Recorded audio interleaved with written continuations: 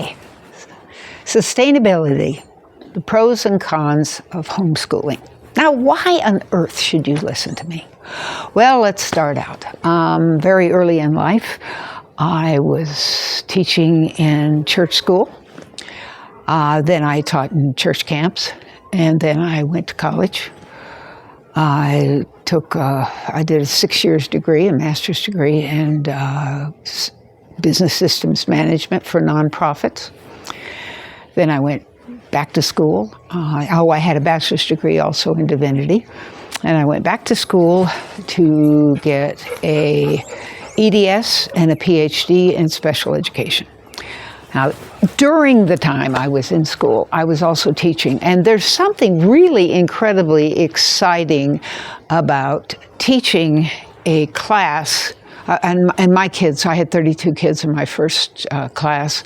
I had a helper in one room with 28 of the kids, and another helper in another four kids in another room with 2 deaf kids and 2 blind kids. So even though I wasn't in there all the time, I was out with the 28 kids. I had to have a helper because when you have 32 disabled kids, you're in quite a pickle. And I was in a school that was 200 years old. But the great thing about it is I was also in class at the University of Arizona learning about what I was doing. And I did that for years. I was a certified teacher in special education, bilingual education, emotional behavior disorders. I went for several different programs because those were what my kids had. I wanted to know about it. And I did it all because my firstborn, I had German measles, and he had 2450 vision, and he was in the top 0.5% in intelligence. And I don't know if you know anything about really smart kids, but it's like having handicapped kids. They're so different. They're so different than everybody else. My second child had a heart attack at 4 months of age.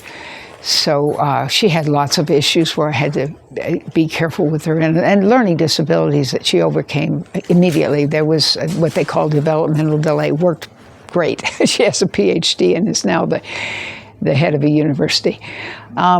My last child was really sad, and that's the bump that pushed me. He had bipolar disorder and chronic depression and severe depression. And he was a drug user at the age of 14 because he couldn't understand what was going on with himself. And I didn't know anything, and I felt so silly. Then that's why I went back to school and really found out what I needed to know. So that's why I'm here today to talk to you about homeschooling. Okay, number one, who are you? Do you want to do this? Do you have the time to do this? Do you understand what it takes to do this? Okay. It's way easier than it ever used to be because there are all kinds of programs for almost every age of child to get online and to learn what they need to know. And probably better. I have friends who are homeschooling, and the results they're seeing, especially at the high school level, are just phenomenal. They feel like the kids are learning way more.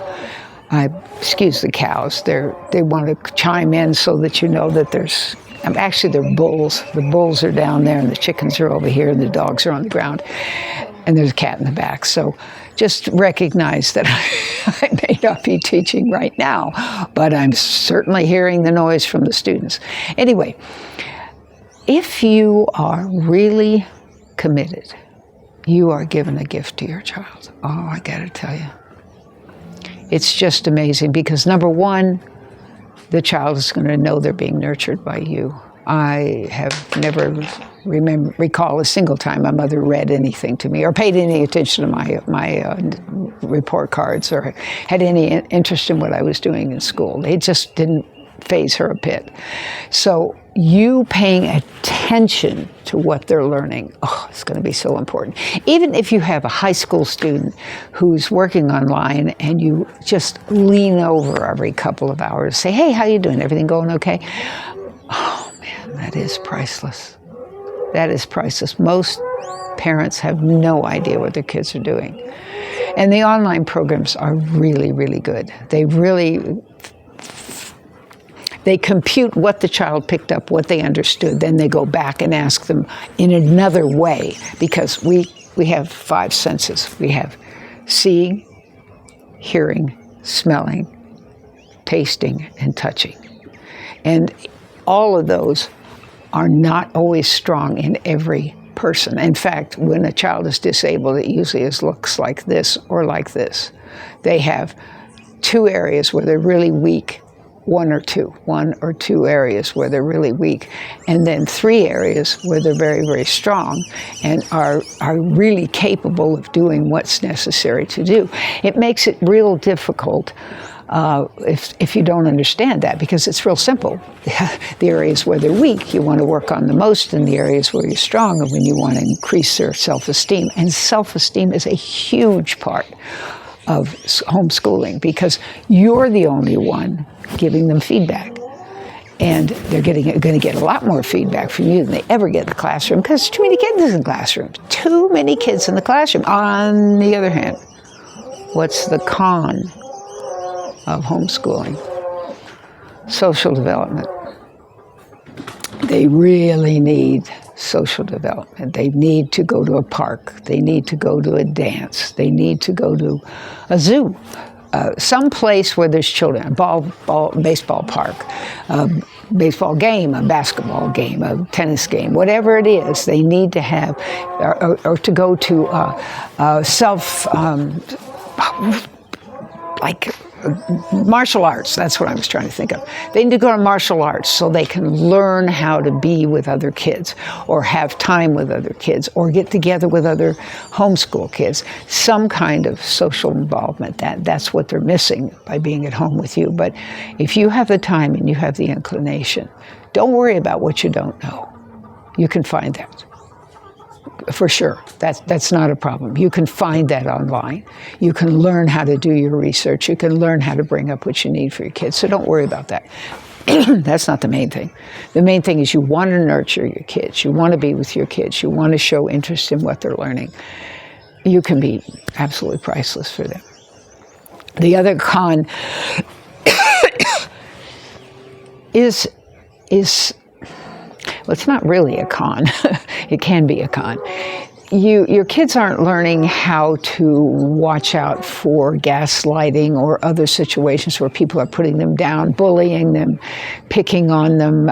They're too tall, they have a funny name, they're too new, they're weird because they're homeschooled, whatever it is. They don't learn that negative part of socializing.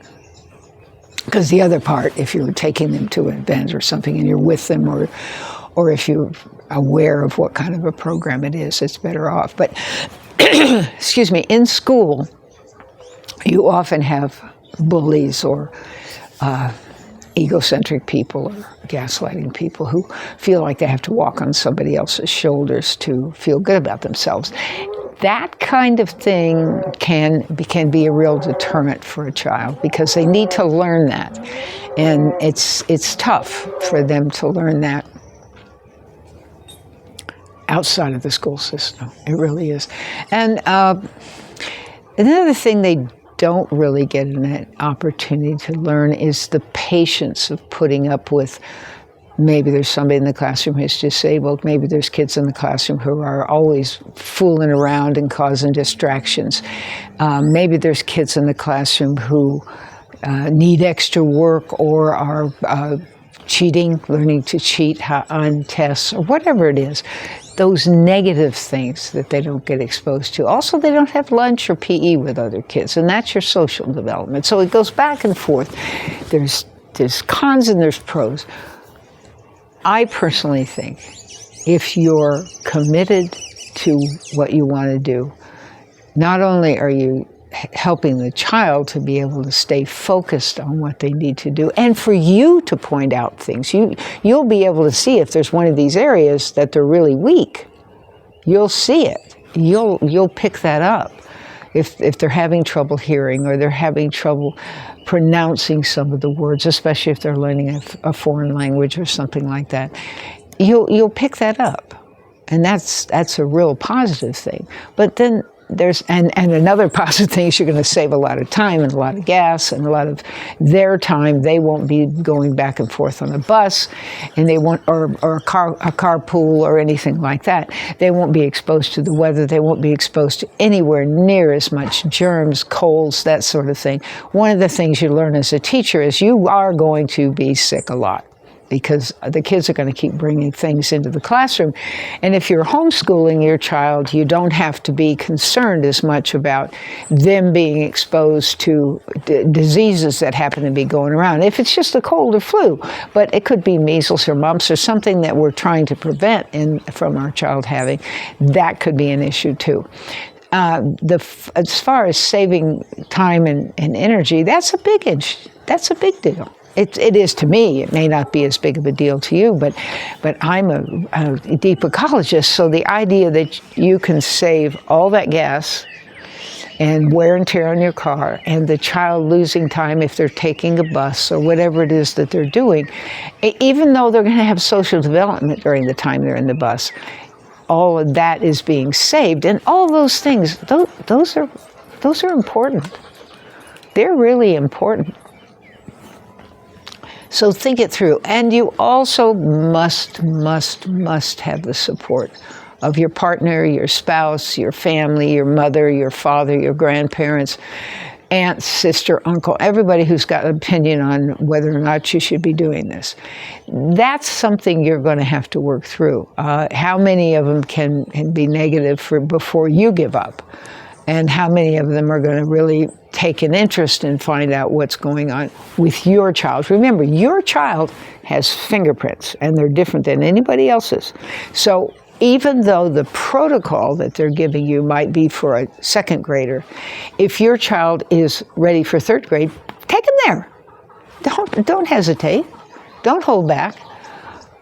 I was in gifted programs. They called it advanced placement the last time I checked, but they called it gifted when I was a kid.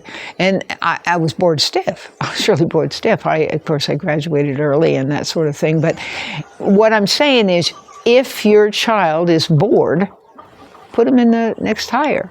If your child is struggling, you can put them in the next lower. Don't go getting worried about that. Again, we have different fingerprints. Everybody's different. And oftentimes we learn at a very different level. I've had kids who just struggled with either reading or math. Oh my gosh, they struggled. When they finally got it, they took off and went up to grade level. I had a girl come to me, I'll never forget this.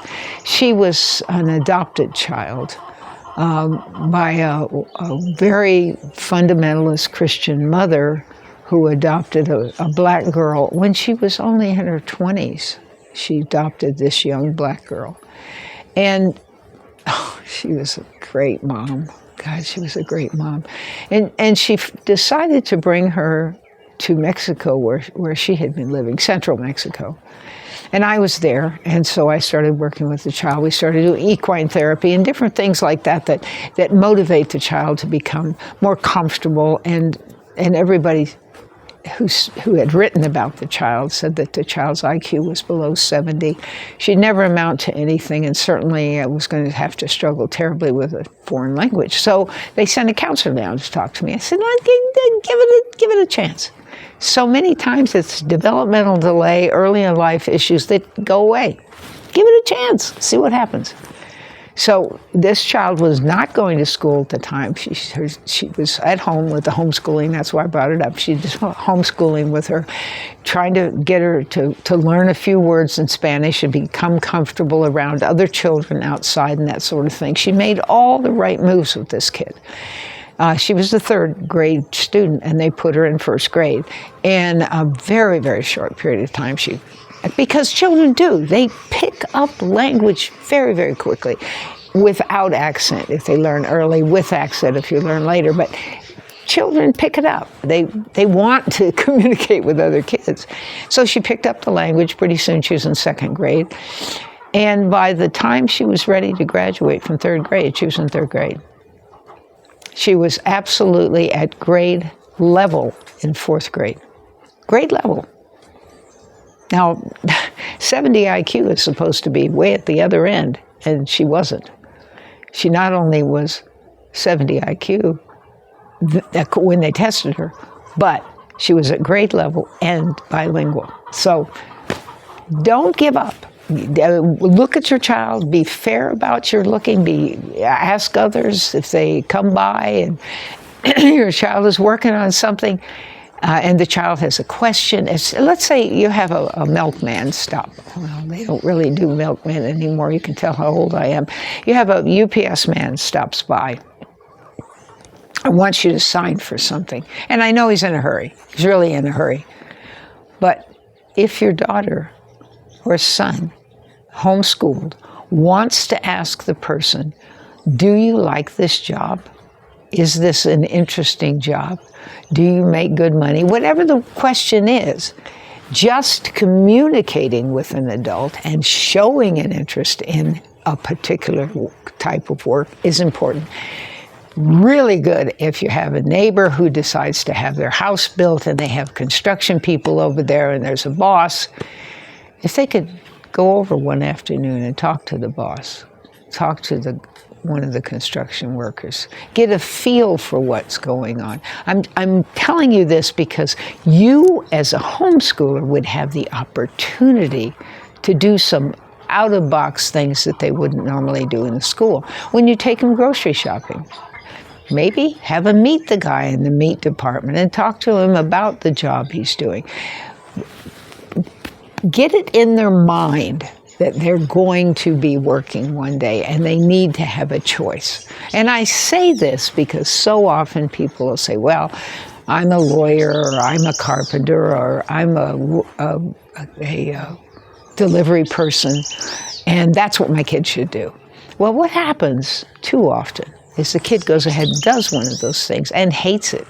And then they end up with a drug or alcohol or overeating or gambling or inappropriate sexual expression or something that ends up hurting the family. And everybody's like, why did this happen? Well, it happened because you didn't let the child pick their own field, find what they're passionate about. I mean, expose them to drawing, expose them to painting, expose them to music, expose them to dance.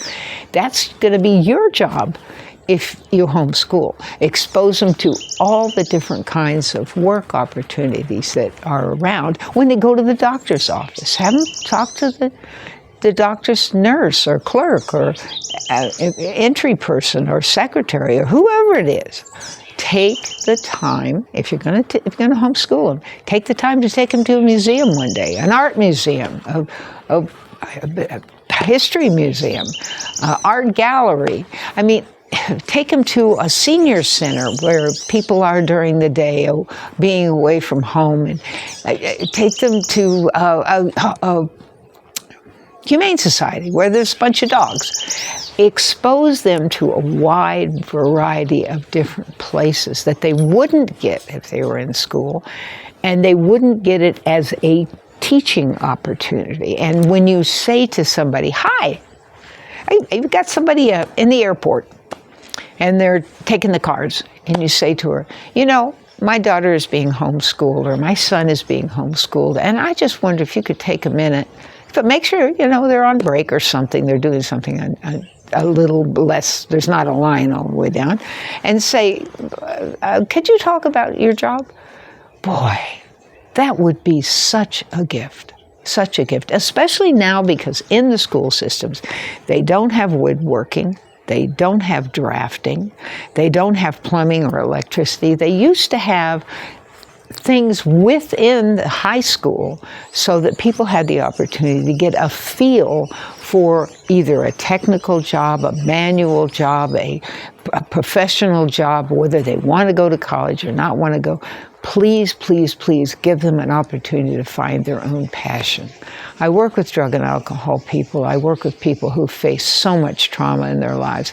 And oftentimes, it's because they're not doing what their passion is. They're not expressing themselves in a way that they wanted to. They're not making money the way they wanted to. They're not able to, including myself. My parents were negative about any art expression, and I love art. And that's what I do, other than this, because I love teaching too. But I love art, and I didn't get to do it. And it caused me some grief. And I love serving people, so that's why I went in the restaurant business, which just horrified my folks. See? But I've learned that if you don't follow your passion, do what you love and the money will follow. That was a book. What Color is Your Parachute was another book to talk about following your passion. And that's why I'm saying, if you're going to homeschool, make sure your children have the opportunity to find their passion, not what you think they should do, but their passion. Because if they find their passion and go after it, I know you may be horrified if they want to be a fireman. Now, when they're little, they'll say, I want to be a policeman, I want to be a fireman. But when they get older, take them to a fire station. Tell them what it's like. You have to sit around hours upon hours upon hours and then bang, work yourself to death. You help them understand what that's. Take them to a police station. Have them talk. I took my daughter to a police station when she was a little girl. They were really, really, really helpful. They taught her so much in that short visit. So don't be afraid to do that, because that's the kind of exposure, that's the kind of opportunity, that's the kind of thinking outside of the box that makes you an amazing teacher and them an accomplished student, which is what the goal is, right? Homeschooling is so you can do a better job for whatever reason. Maybe you're disabled. Maybe you don't want to go to teachers meetings or all those kinds of different things. Maybe that's it doesn't matter. What matters is your attitude. Do you want to do this? Are you committed to doing this? And are the people around you ready to be a part of what you want to do? Okay? Does that make sense? If not, down below, there's comments. You can ask me any questions you want. I'm happy to answer your questions, to help you in any way, to guide you in any way I can. That's why I'm doing this.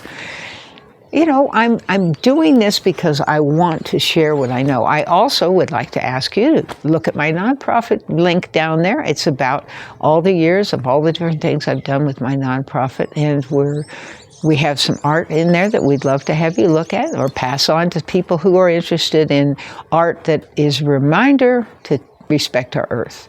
And if you're looking for ways to show your kids about that, check back with my videos, because I'm always doing something on respecting the earth. Okay? Thank you so much for being here today.